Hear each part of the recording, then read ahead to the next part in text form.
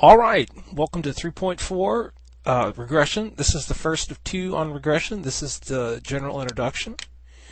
And first point, regression is taking correlation one step farther, and it's adding the concept of prediction onto the concept of correlation.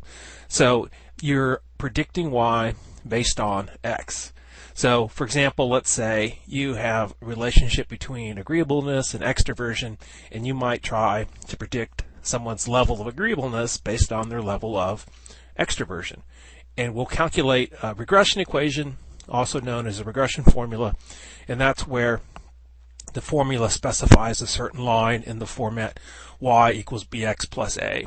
You might remember from algebra, I think the formula was y is equal to mx plus b. Same logic in terms of specifying a line, but different symbols. So we'll learn how to specify this line and then plug in an x value to predict a specific y value. All right, so here we have graphed the relationship between extroversion and agreeableness based on a data set that I carefully made up. And we're going to introduce some terminology here. First, you have the criterion. This is the thing that you're trying to predict. So in this case, agreeableness, it's always on the y-axis. It's known in SPSS as your dependent variable. Okay, extroversion is the x variable. It's known as the predictor, or the IV in terms of SPSS language, and it's the variable you're using to make the prediction. And then we have a regression formula that will specify this line. And the way the line works is A indicates the y-intercept here, and B indicates the slope of the line, how steep it is. So for this particular relationship, I've determined beforehand that the line that best summarizes this relationship is 0.6x plus 1.875. That's specifying this line, and that number right there, the 0.6 is the slope. Then we're going to go on now and talk about how you get the B and the A values. Okay, so the first two things about slope. First one is we'll talk about is it tells you what direction. So like R, B tells you whether the slope is positive, negative, or flat. It'll also tell you how steep the line is. So talking about B right now, we're first going to look if it's positive or negative. So recalling our discussion about from correlation, try to identify the direction of the slope here for these three graphs. And you can hit pause while you do that. All right, you should have determined that this is a negative slope, where reading it from left to right, it looks like the skier is going downhill. And the second one here is a positive slope, indicating a direct relationship between x and y. It looks like the skier is going uphill. And here, if the line's flat, that means there's no slope, indicating, as we learned, no relationship between x and y. Okay, so B can take on a positive or negative in front of it. And then we'll talk about it indicating how steep the line is. So if you might remember from algebra, the slope is equal to rise over run. You're not going to need to calculate this, but I just want you to understand how it works. So if you look at the graph here, notice to represent this line, I have to go 2 units up and 1 unit over, so that is going to be a slope of 2, which you can write there, because it's 2 divided by 1. Okay, and then this one, why don't you go ahead and try to figure out these two on your own, and then hit pause, and then when you're ready, continue. All right, so here we should have figured out slope is going to be equal to 1 divided by 2, so the slope is just equal to a half. So you might have noticed that over here, this slope is a lot steeper. It has a slope of 2, and this is just a slope of a half. And you'll notice that this is similar in how steep it is to this one, except it's going in the opposite direction. So this is a rise of -1 divided by 2, so this would be a slope of -0.5. So again, 2, 0.5, and -0.5. Okay, now for the A, the y-intercept. That's telling us where the line crosses the y-axis. So in this representation, you can see this line crossing at 2, so we would specify the y-intercept is 2. So go ahead and try these two, and then hit play again when you're ready. So hit pause. All right, so here we have a 4 is where the line crosses, and here we have a 3. So your answer should be 4 and 3. All right, my son Tyler, 5 years old, is here. He wants to say hello. Tyler, can you say hello? Hello. Say, I'm the Lunkadonk. I'm the Lunkadonk. Excellent. He just got done reading a book with his mommy, and he's looking for more trouble. Okay, so now to draw a regression line by hand, let's assume I'm giving you A is equal to 2 and B is equal to 0.25. How would you sketch that by hand? So just to be clear, this isn't something you do like from a scientific, if you're doing research point of view, but it's a good activity to make sure you understand how the line works. So 3 steps. First, you're going to plug in 0 and for x, and then figure out what y prime is. So if you were to plug in 0 here, y prime would work out to 2. Notice my little multicolored dot. And then step 2, plug in another value for x and plot that result. So it really doesn't matter which one. Let's say I pick 5, so I plug in 5. 5 times 0.25 is 1.25. Add 2 to that, the y-intercept, and I get a 3.25. Then the last step is connect the dots. Jam! You want to see that again? Shazam! One more time. Shazam! All right, so that's how you draw a regression line by hand. Again, you would normally do that on SPSS, but I want you to understand how to do it by hand. Okay, so summing up so far, we have our relationship between extroversion and agreeableness.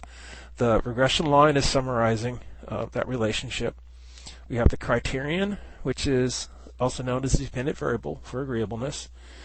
The extroversion is our predictor, or the independent variable. And you'll get A and B from SPSS, but for now, let's just assume that A is equal to 1.875 and B is equal to 6. And if we write this out, it would specify this line. And so now, given any value of x, I can predict y. And you'll note this in itself is an answer and is useful. So that might be an answer on a test, or I could give you a given x value, and then you would predict a specific y value. Now note, when you're making these predictions, there's always error. We'll get to this in the next video, but these distances between the actual scores and the predicted scores, those represent error. We're not making perfect predictions. Okay, so let's say we have this equation, and I give you an x value of 3. What would that work out to? You'd plug in 0.6, plug in the you'd have 0.6, plug in the 3, and figure out what y prime is equal to. And then graphically, just that should make sense, you should have 3 equaling here 3 point something. Okay, so for this first one, Tyler and I got 3.675. That's what you should have for y prime, and that looks about right. Let's do another one.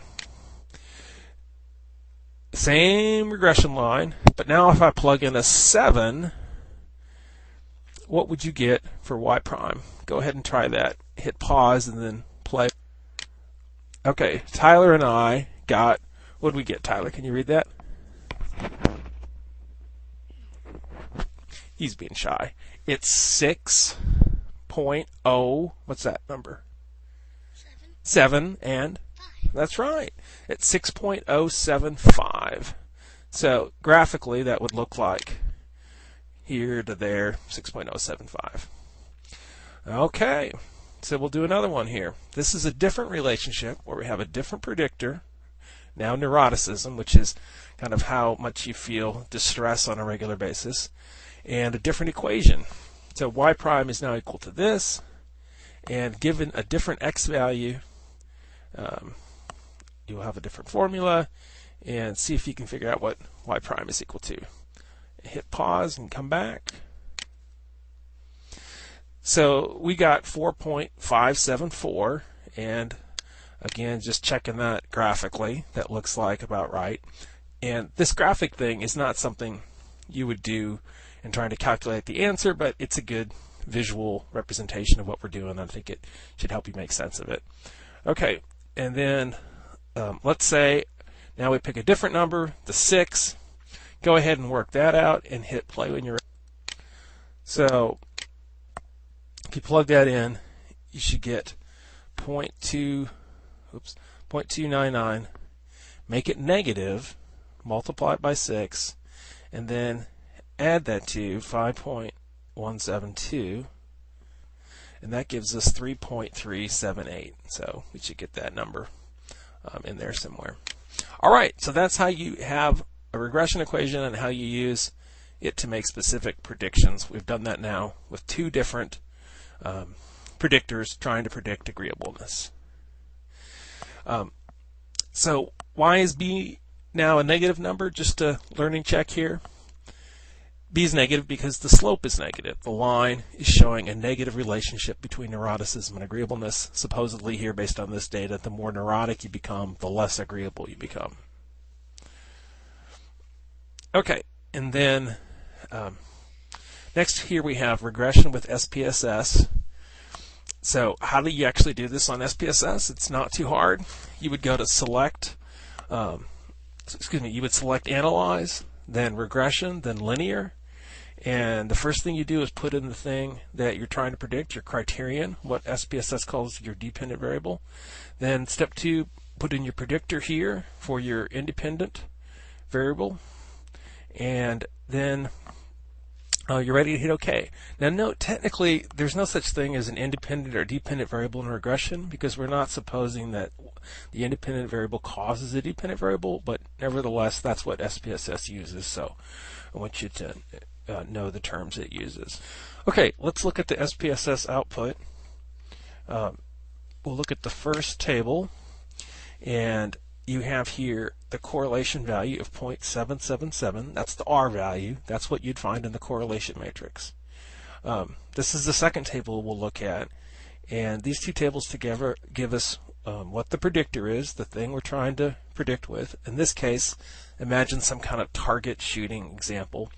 I have, for my predictor, the distance somebody is from the target, and for my dependent variable, I have how many points they score. Now, actually, you would get 4 tables when you do SPSS. 2 of them are pretty much worthless for our purposes, so I'm just talking about 2 of these, but don't be surprised, you'll get 4 of them. You can just delete the other 2 or ignore them. Okay, so first thing we do is check and see if this is a reliable relationship. So this value here gives us the p-value, and that needs to be below, typically 0.05, equal to or below. And this should match the significance test in your correlation matrix. And then we have the A value. This is to write a regression equation, the A and the B. So it's the Y-intercept and B is the slope. So that's the generic version of the equation. If I plug in these specific values, I get that specific equation. And let's imagine now that I said somebody's 20 units away from the target, try to predict their score. You would plug in as follows, and you would predict a score of 40.141 points. So just to be clear, this 40.141, that's the number of points that we think somebody's going to get because that is our so-called dependent variable. You will note on the SPSS guide in your course pack some more detailed information and a summary of all the information. We've just talked about a few of these pieces right now, the R, the A, and the B, and the P. And then that concludes the first part of our lecture on regression, and we have part 2 coming up. Thank you.